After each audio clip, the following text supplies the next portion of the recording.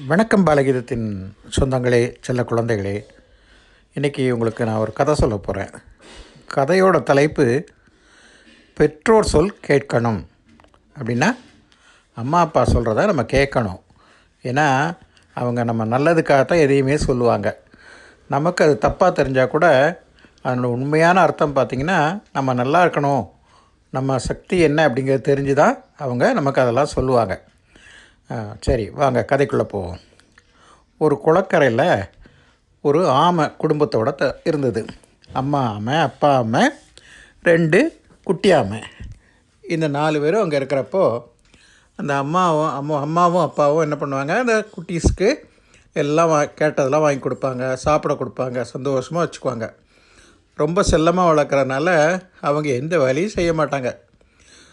இந்த குட்டி ஆமை என்ன பண்ணும், சாப்பிடும், தூங்கும், சாப்பிடும், இப்படியே இருக்கும். அதனால் அவங்க அம்மா அப்பாவும் என்ன நினைப்பாங்க, நம்ம பிள்ளைகளை இப்படி வளர்த்துட்டோமே, கஷ்டம் தெரியாமல் வளர்த்துட்டோமே, இவங்க வளர்ந்தாங்கன்னா எப்படி அவங்க வாழ்க்கையை பார்த்துப்பாங்க அப்படின்னு சொல்லி 2 பேரையும் கூப்பிட்டு, இதை பாருங்கப்பா, இப்போல்லாம் நீங்கள் வளர்ந்துட்டீங்க, பெரிய பிள்ளைங்களாகிட்டீங்க, அதனால் இனிமேல் நீங்களே உழைச்சி உங்கள் வாழ்க்கையை பாதுகாத்துக்கணும், எவ்வளோ நாளைக்கு நாங்கள் இருப்போம் அப்படின்னு சொன்னோடனே இந்த 2 குட்டி ஆமையும் என்ன செய்யலாம் அப்படின்னு யோசிக்குமா. அப்போது ஒரு 2 பேர் சேர்ந்து ஒரு முடிவு எடுத்து நம்ம விவசாயம் பண்ணுவோம் அப்படின்னு சொல்லுவாங்களாம். அப்பா சொல்லுவாங்களாம், விவசாயம் பண்ணிங்கன்னா நீங்கள் அதெல்லாம் வியாபாரத்துக்கு கொண்டு கொடுக்கணும், வைக்கணும், அதெல்லாம் நீங்கள் எப்படி செய்வீங்க, உங்களால் முடியாது, வேறு ஏதாவது யோசிங்க அப்படின்னு சொல்லுவாங்களாம். இப்படியே அவங்க சொல்ல ஒவ்வொரு யோசனையாக அது சரிப்பட்டு வராதனால என்ன பண்ணுவாங்க, அவங்க அப்பாவும் அம்மாவும் வேண்டான்னு சொல்லிடுவாங்க.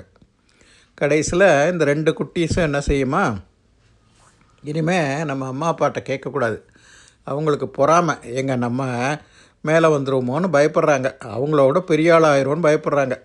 அதனால் நம்ம 2 பேருமே முடிவு பண்ணி ஒரு வாழை தோட்டம் போடுவோம் அப்படின்னு சொல்லி என்ன பண்ணுமா, ஒரு வாழை தோட்டம் போடுவாங்க.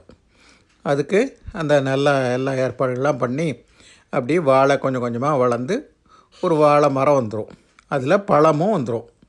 பழம் வந்த உடனே இது என்ன பண்ணுமா, ஆஹா, நம்ம உழைச்ச உழைப்புக்கு வாழைப்பழம் வந்துருச்சு, முதல்ல 2 நம்ம டேஸ்ட்டுக்கு எடுத்து சாப்பிடுவோமா அப்படின்னு ஒரு ஆமை சொல்லுமா.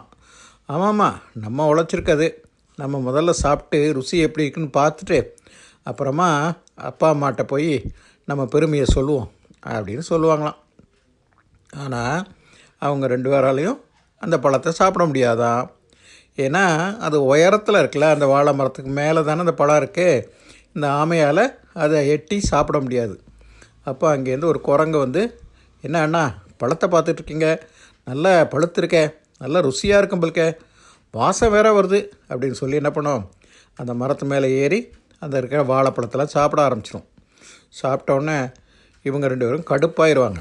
என்னது, நாங்கள் உழைச்சி சம்பாதிச்சு எவ்வளோ கஷ்டப்பட்டு இந்த மரத்தை வச்சுருக்கோம், நீ எல்லாத்தையும் சாப்பிட்டுட்ருக்க அப்படின்னு சத்தம் போட்டவுடனே அப்போ அந்த குரங்கு சொல்லுமா, உங்களுக்கு அறிவே இல்லை, உங்களால் வாழை மரம் ஏற முடியுமா, மரம் ஏற முடியாதுன்னு தெரிஞ்சும் நீங்கள் இந்த மரத்தை வளர்த்து பயிராக்கி அதில் பழத்தை வர வச்சுருக்கீங்க, இதனால் உங்களுக்கு என்ன லாபம் கிடைக்க போகுது, நானாவது சாப்பிட்டு போகிறேன், வேணா ஒன்று பண்ணுறேன், உங்களுக்கு வேணால் ஆளுக்கு ஒரு பழம் தரேன் அப்படின்னு சொல்லி ஆளுக்கு ஒரு பழத்தை போட்டுட்டு மிச்ச பழத்தை பூரா அந்த குரங்கு சாப்பிட்ருமா.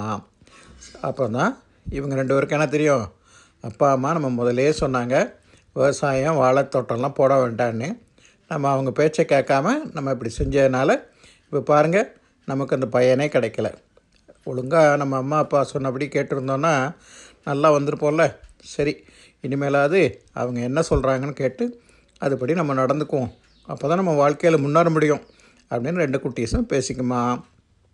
அதை பார்த்தோடனே அவங்க அம்மாக்கும் அப்பாவுக்கும் சந்தோஷமாயிடுவாங்க. இதுலேருந்து என்ன தெரியுது, நம்ம தகுதி என்ன, நம்ம சக்தி என்ன அப்படிங்கிறது நம்மளை விட நம்ம பெற்றோர்களுக்கு தான் நல்லா தெரியும். அதனால் அவங்க சொல்லக்கூடியதை உண்மையை உணர்ந்து நம்ம அவங்க சொல்கிற மாதிரி நடந்துக்கணும்.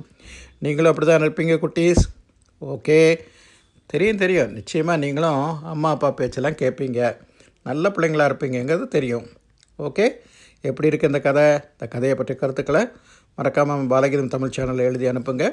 மீண்டும் ஒரு நல்ல கதையுடன் உங்களை சந்திக்கும் வரை உங்களிடமிருந்து விடைபெறுவது உங்கள் அன்பு பாலகீதம் தமிழின் கவித்தென்னல் பாலகிருஷ்ணன் வண்ணமுத்து. நன்றி, வணக்கம், பாய்.